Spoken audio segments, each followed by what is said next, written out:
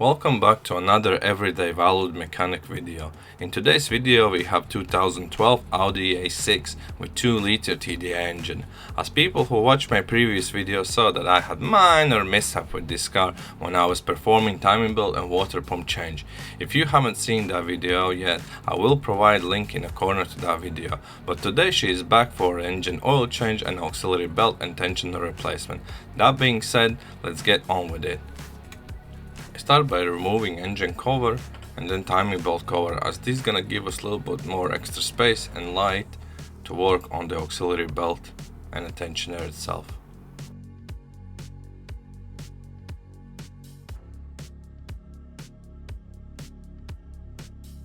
Next I use 16mm ratchet spanner to loosen the tensioner and take the belt out.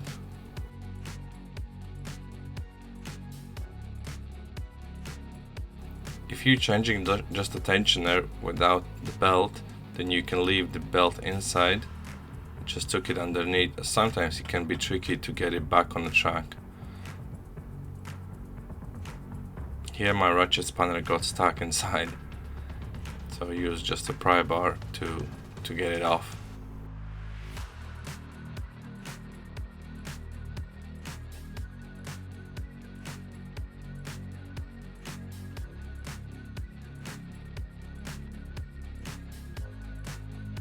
So this is how you just put it on the side and leave it there for time being while you're changing the tensioner.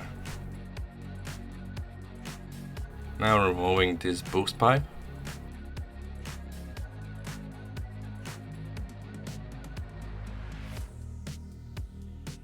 As the system how they designed this tensioner, it holds by one bolt, and that bolt is right behind the alternator. So when you're working, just be careful, as alternator has a positive terminal. If you're gonna touch with your tools positive and negative, it might start sparking. So I'm gonna show you where's the bolt for that tensioner. It's just one 13mm bolt and it's right there.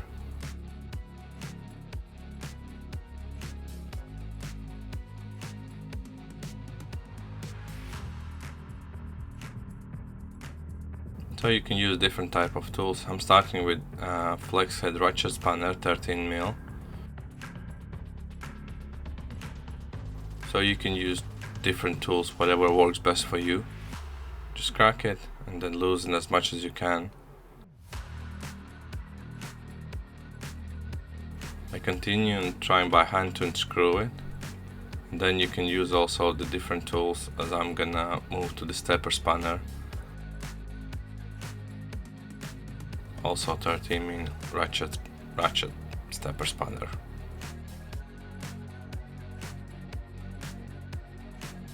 To lose it all the way. You can't take the bolt out, as you need to remove another bolt, so we're just gonna leave it there for time being, and it's not gonna go anywhere. I'm gonna show you. So here we can see the bolt is all the way out and you can't take it out. Well, at least I couldn't. Maybe there is a way, but I thought I can just leave it there. Maybe even better. Here you can see, trying to get the tensioner out. There's the tensioner out, and that's all out.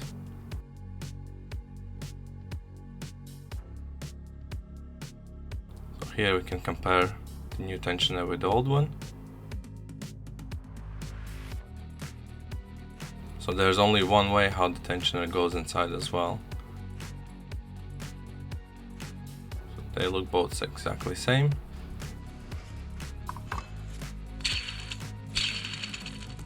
So this bearing is completely shot. Let's listen to the new one. And it's dead quiet.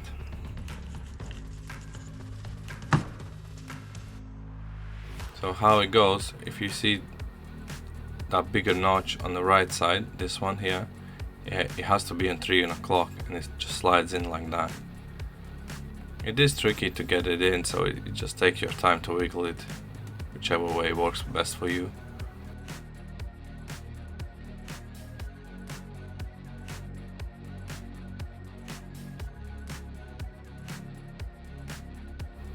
gonna give you some close-up how I did it.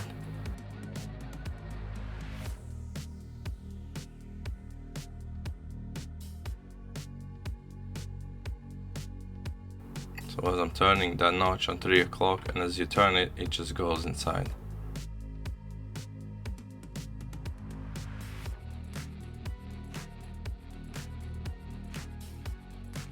And then with one hand I push the tensioner all the way back into the mating surface, and then I use the fingers to catch the threads on that 13mm bolt at the back. And as soon as you catch it, you can tighten it all the way. I use stepper spanner all the way to screw it in, and then just a regular spanner to tighten it.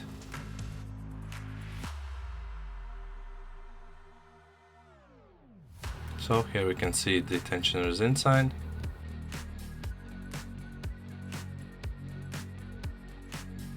And the bolt is all the way inside as well. Now I can put this boost pipe back inside.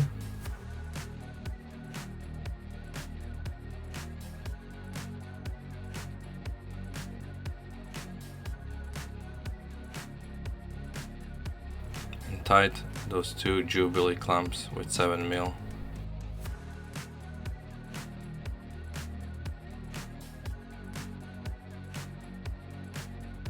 So I'm gonna be replacing this belt as well at the same time, so I need to pull it all the way out.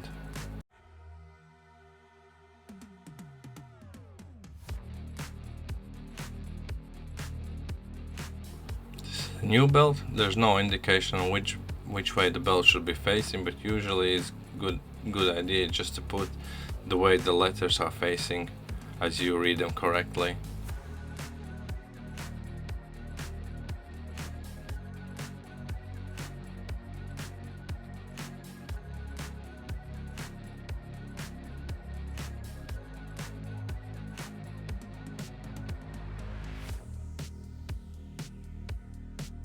So the belt is on. Now we have to loosen up again a little bit that tensioner, and I use the magnet just to pull out the bomb, as mechanics used to saying. There's a clip out, and let go the tensioner, and it tensions the belt. And that's all there is to this job. We start it up to check if it's all runs smooth, and the timing belt cover can go back on.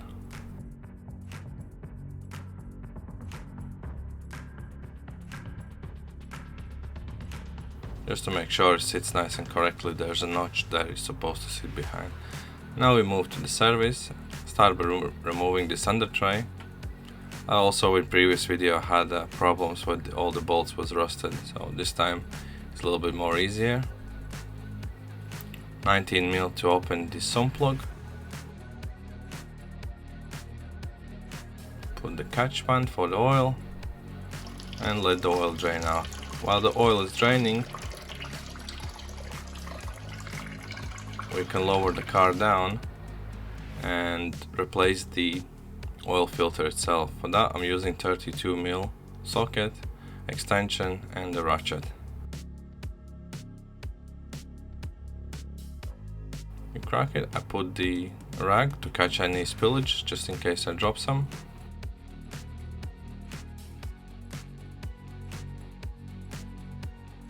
And that's the oil filter out.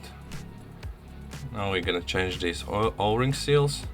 It has 3 of them on this filter, so it is always recommended to change all of them.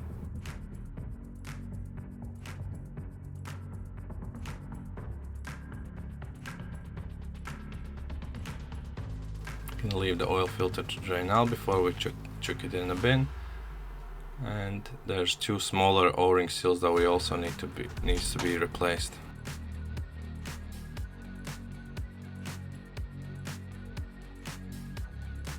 So one is off. Now we move to the smaller one that is even tighter.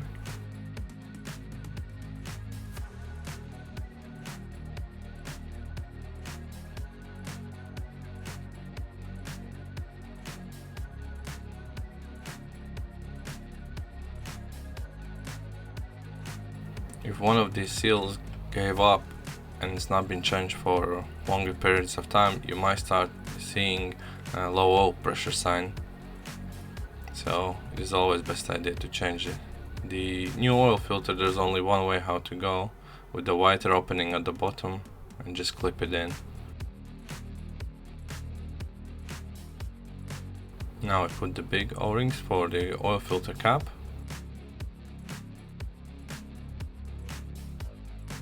As always, make sure it sits nice where it's supposed to be. Now I'm gonna install two smaller O-ring seals.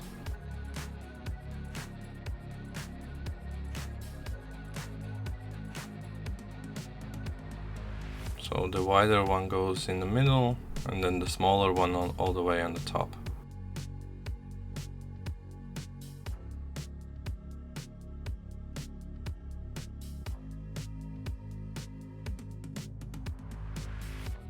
I would recommend to use some screwdriver or pick just to get it on, as it is quite stiff. So once all the O-ring seals are there, we can put a little bit of oil on all of them.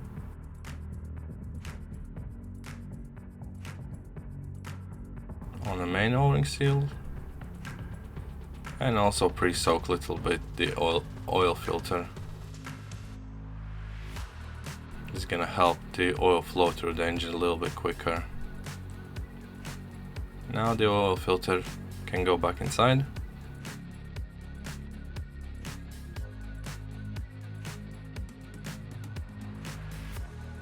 As soon as it stops, that's all the way it goes. Then I use a brake cleaner on a rag to clean anything around it, and it's gonna be later easier to see if there's any leaks coming out of it or not.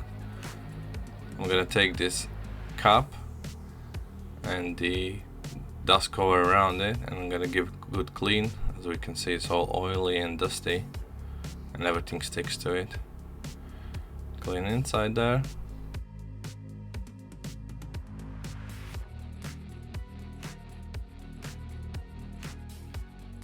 And for time being, I put the cover.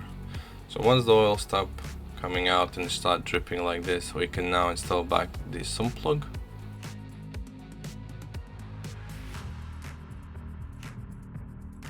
Brake cleaner to clean any excess oil left over there.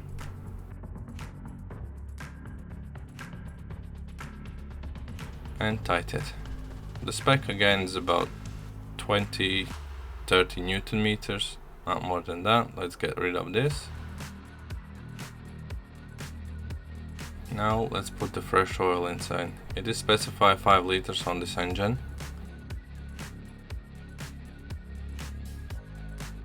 As it don't have any manual dipsticks to check the oil level, it is all electronic on these cars.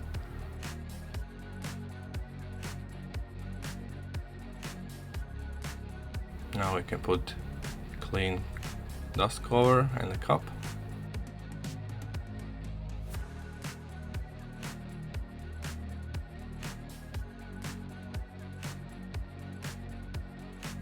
And start the engine.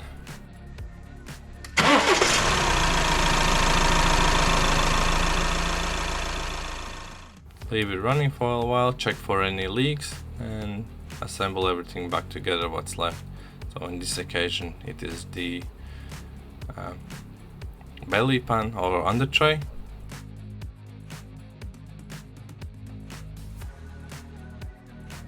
And so many different bolts, so it takes a little bit extra time. And complementary screen wash top up.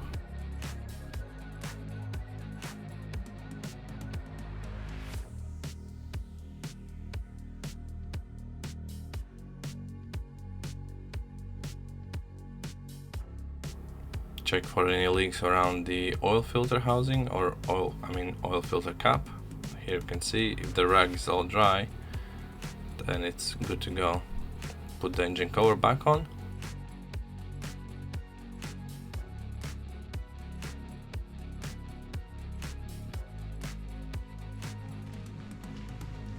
And take it off the ramp or stand.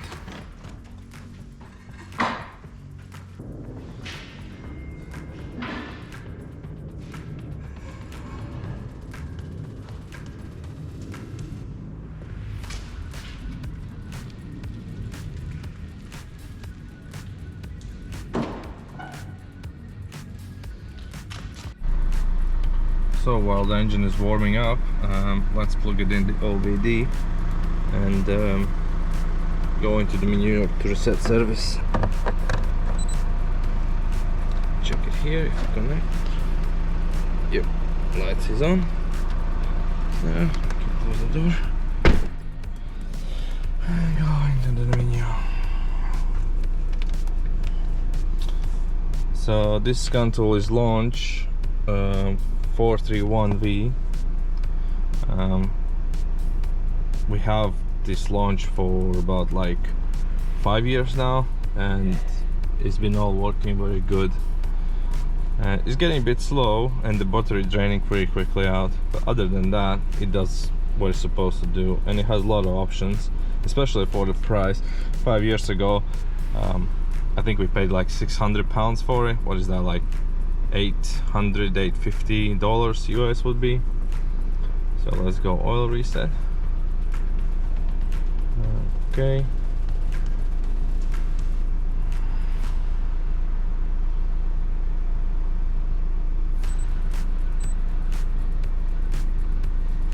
Okay. We found Audi. Yep, ignition is on. We'll do auto reset. And here I'm gonna switch off the ignition. Throw the ignition one more time on.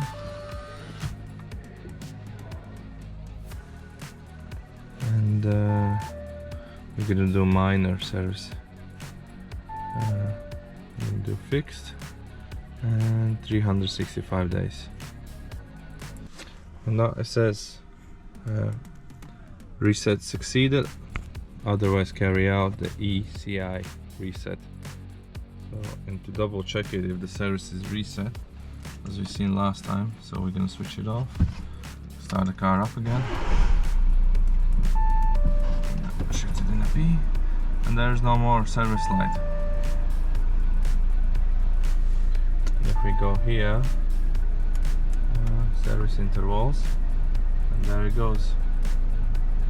It says here 9,300 miles, 365 days. Next oil change. Alright. Oh, it says here. So the service light was for the major service. So okay, what we can do, we can switch it off in this case. Turn the ignition back on. And now on the scanner, if we're going back and we do the oil reset major set maintenance, and we're gonna do this one 10,365 days. And it says reset succeeded. I'm going back out again. And now on the dash, we change the bottom service, which is like a major service. In the major service, you meant to change the air filter, fuel filter as well, and do the full check over. I did the check over overall on this car. The fuel filter I changed it last time on this car. Air filter I also did it last time.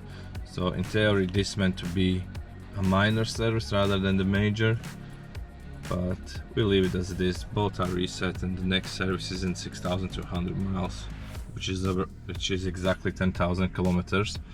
And then we're gonna do the full service and reset those lights and all this counter again. And we're just gonna, last time we're gonna double check it. Start the car up. There's childproof catch system fault, nothing to do with us. Passenger airbag on, and that's it. No more warnings. Meant to be here, but only warning here is childproof catch system fault. Other than that, there's no more service lights. If we go back onto the, what is it called, MMI, multimedia something interface, and we're going here, checks again. So I top it up oil with another 100 milliliters. And let's check the oil level now. Start it up. Well, turn the ignition on. Going systems. Service checks. Oil level. And there we can see it's on the max.